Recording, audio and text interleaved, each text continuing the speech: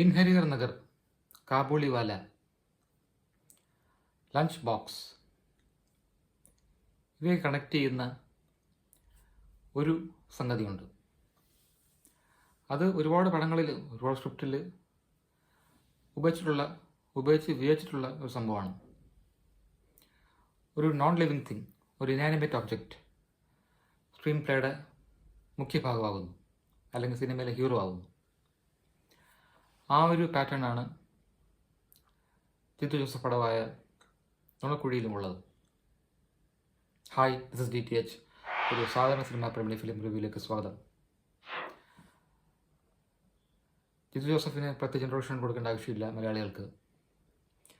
ഇതിൽ അഭിനയിച്ചിരിക്കുന്നത് ബേസിൽ, Nikhila Vimal, grace Antony, Aju Varghese, Manoj K Jayan, Baiju, Althaf തുടങ്ങി, സിദ്ദിഖ് തുടങ്ങി ഒരു വൻ താരനിര.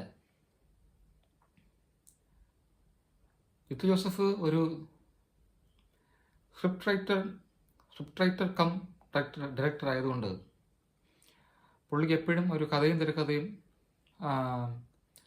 നമുക്ക് പെട്ടെന്ന് ഒരു ഗ്ലാൻസിൽ നോക്കുമ്പോൾ സോൾഡായിട്ട് തോന്നും. ഈ തിരക്കഥയും ഒരു മോശം തിരക്കഥയല്ല. കാരണം ഇത് കണക്ട് ചെയ്തുകൊണ്ട് പോകാൻ, അല്ലെങ്കിൽ അവസാനം വരെ ട്വിസ്റ്റ് കണ്ടിന്യൂ ചെയ്യാൻ കുറച്ച് ബുദ്ധിമുട്ടാണ്. പക്ഷേ I felt it was over done. അതായത് ഒരുപാട് ട്വിസ്റ്റ് അല്ലെങ്കിൽ ഒരുപാട് ചെയിൻ റിയാക്ഷൻസ് പോലെ തോന്നി.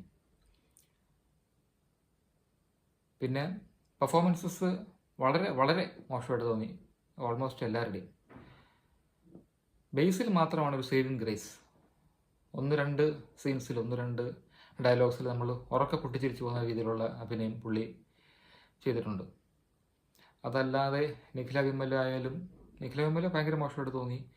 ഗ്രേസ് ആൻ്റണി വാസ് ഓക്കെ, പക്ഷേ സാധാരണ പുള്ളിക്കായിട്ട് കാണുന്ന കണക്കുള്ള ബ്രില്യൻസ് ഒന്നും പുള്ളി കണ്ടില്ല. സിദ്ദിഖ് ഭയങ്കര ഓവർ ആക്ടിംഗ് ആയിട്ട് തോന്നി. മനോജ് കെ ജയൻ അതിനേക്കാൾ ഓവർ ആക്ടിംഗ് ആയിട്ട് തോന്നി. അൽത്താഫ് അറിയാലോ, സ്ഥിരം എല്ലാ പടത്തിലും ചെയ്യുന്ന ക്യാരക്ടർ തന്നെയാണ് ഇതിൽ ചെയ്തിരിക്കുന്നത് ഓൾമോസ്റ്റ്. അങ്ങനെ ഒരുപാട് എക്സ്പെക്ടേഷൻസ് ഒക്കെ ആയിട്ടാണ് പടം കാണാൻ പോയത്. പക്ഷേ പ്രത്യേകിച്ച് ഒരു ആംഗിൾ നോക്കിയാൽ ഒരു ടൈം പാസ് മൂവി എന്നൊക്കെ വേണമെങ്കിൽ പറയാം. പക്ഷേ എങ്കിലും പല സ്ഥലങ്ങളിൽ അരോചകമായിരുന്നു. ടോമും ജെറിയാനൊക്കെയുള്ള BGM ആയിരുന്നു. നേരത്തെ പറഞ്ഞ ബേസിൽ മാത്രമാണ് 1-2 സ്ഥലങ്ങളിൽ തിളങ്ങിയത്. നമ്മൾ പടം കണ്ട് ഇറങ്ങുമ്പോഴും ബേസിലിൻ്റെ ഡയലോഗ്സും ബേസിലിൻ്റെ കുറച്ച് സീൻസൊക്കെയാണ് നമുക്ക് ഓർമ്മയിൽ നിൽക്കുന്നത്. അങ്ങനെ ഡെസ്പറേറ്റ് ആയിട്ടുള്ള കുറേ കോമഡി എനിക്ക് തോന്നി. പൊതുവെ നടക്കാൻ സാധ്യതയില്ലാത്ത ഡെസ്പറേറ്റ് കള്ളങ്ങൾ പോലെയൊക്കെ തോന്നി. പിന്നെ കുറേ പണ്ടത്തെ പ്രിയദർശൻ പടങ്ങൾ ഓർമ്മിപ്പിച്ചു, പ്രത്യേകിച്ച് ബോയിങ്.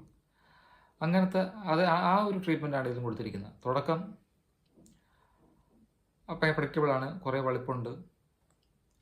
ഒരു മൈബോസ് അറ്റ്മോസ്ഫിയറിൽ നിന്നാണ് തുടങ്ങുന്നത്. അതായത് ലോകത്തെങ്ങും ഇല്ലാത്ത കണക്കുള്ളൊരു ഓഫീസ് സെറ്റപ്പ്. അതായത് ഇപ്പം ലോകത്തെങ്ങും ഇല്ലാത്ത കണക്കുള്ളൊരു ഓഫീസ് സെറ്റപ്പ്. മൈബോസിൽ അങ്ങനെ കുറേ വൃത്തികൾ കാണിക്കുന്നുണ്ട്. ഇതിൻ്റെ അകത്തും അങ്ങനെ ഉണ്ട്. എല്ലാവരും ഇങ്ങനെ MD വരുമ്പോൾ ചാടി എഴുന്നേൽക്കുന്നു, അങ്ങനത്തെ ഗുഡ് മോർണിംഗ് പറയുന്നു, അങ്ങനത്തെ ഒരു ക്ലീഷേ സീൻസ്. പിന്നെ ഒരു MD അക്കൗണ്ടൻറ്റ്, ഇങ്ങനെ ഇപ്പോഴത്തെ ലോകത്ത്, ഇപ്പോഴത്തെ കോർപ്പറേറ്റ് വേൾഡിൽ കാണാത്ത കണക്കുള്ള കുറേ ഓഫീസ് സെറ്റപ്പൊക്കെയാണ് ജിത്തു ജോസഫിൻ്റെ പടങ്ങളിൽ പൊതുവെ കാണാറുള്ളത്, മൈ ബോസിലായാലും ഇതിലായാലും. അങ്ങനെ ഇതൊരു ടോട്ടലായിട്ട് നോക്കുമ്പോൾ, ഓവറോളായിട്ട് നോക്കുമ്പോൾ ഒരു ഡിസപ്പോയിൻമെൻ്റ് ആണെന്ന് പറയേണ്ടി വരും. I am going with 2 out of 5 for നുണക്കുഴി. Thanks for watching.